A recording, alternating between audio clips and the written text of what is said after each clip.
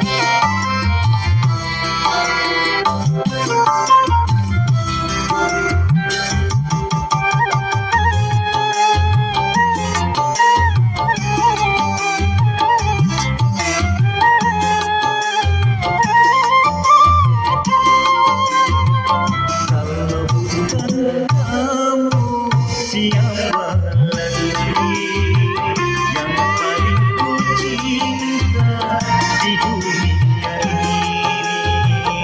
Haruskah aku cari orang lain?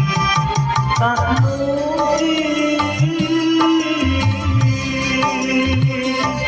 tak mungkin, tak mungkin, tak mungkin.